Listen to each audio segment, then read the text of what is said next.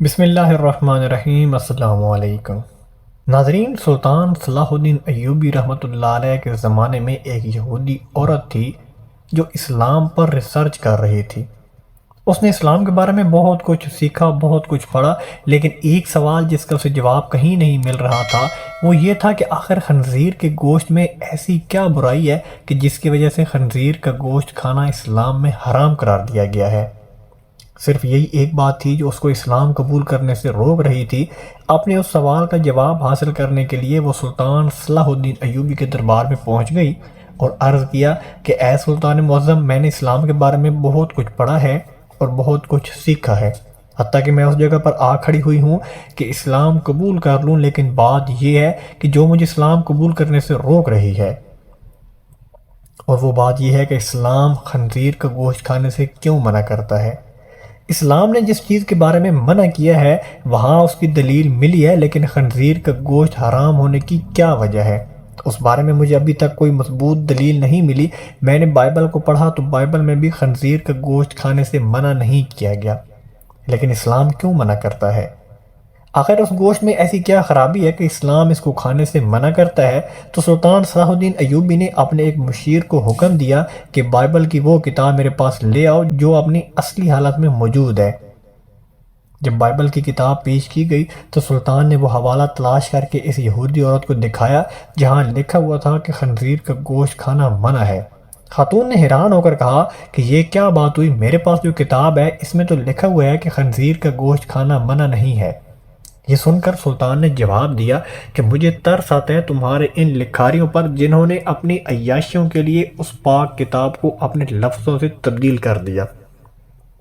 تمہارے پاس جو بائبل ہے یہ اپنی اصلی حالت میں موجود نہیں ہے۔ ابھی تو میں نے صرف اس کتاب سے ثابت کیا کہ خنزیر کا گوشت کھانا منع ہے، اب میں اسے سائنسی لحاظ سے بھی ثابت کروں گا۔ پھر سلطان نے اس عورت سے کہا کہ کل صبح خنزیر کا گوشت پکا کر میرے دربار لے آنا۔ اب دوسرے دن اس عورت نے خنزیر کا پکا ہوا گوشت سلطان کی خدمت میں پیش کر دیا۔ سلطان نے اس کو کراہت سے دیکھتے ہوئے کہا کہ اب اس کی بوٹی کے 2 حصے کرو۔ خاتون نے جب چھری سے بوٹی کے 2 حصے کیے تو درمیان میں سے گوشت کچا تھا۔ سلطان نے اس خاتون سے کہا کہ کیا تم نے اس گوشت کو اچھی طرح پکایا نہیں؟ تو کہنے لگی نہیں سلطان معظم، میں نے اس کو تو بہت اچھی طرح پکایا ہے۔ تو سلطان نے کہا کہ اب تمہاری سمجھ میں یہ بات آ گئی ہوگی کہ یہ حرام گوشت ہے، اسے جتنی بھی اچھی طرح پکایا جائے یہ درمیان میں کچا رہ جاتا ہے، اور جب یہ تمہارے پیٹ کے اندر جاتا ہے تو بہت سی بیماریوں کا سبب بنتا ہے۔ اور دوسری بات یہ ہے کہ سور جس جگہ رہتا ہے یہ اپنے ارد گرد کی تمام گندگی حتیٰ کہ انسانوں کے گند کو بھی کھا جاتا ہے۔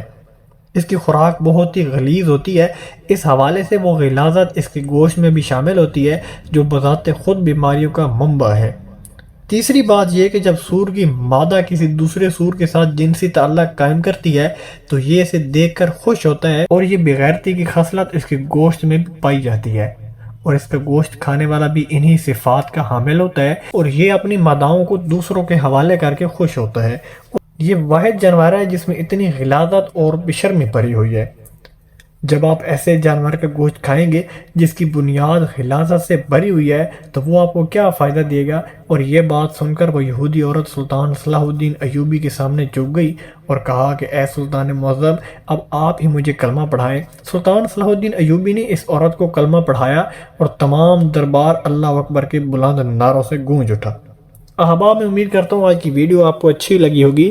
اگر ویڈیو پسند آئے تو پلیز میری ویڈیو کو لائک اور میرے چینل کو لازمی سبسکرائب کر دینا، اور بیل آئیکن کے بٹن پر کلک کر کے آل پر کلک کر دینا تاکہ ہر آنے والی نئی ویڈیو کا نوٹیفیکیشن آپ تک پہنچ سکے۔ ملتے ہیں انشاءاللہ نیکسٹ ویڈیو میں، تب تک محمد اسلام کو دیجیے اجازت۔ اللہ حافظ۔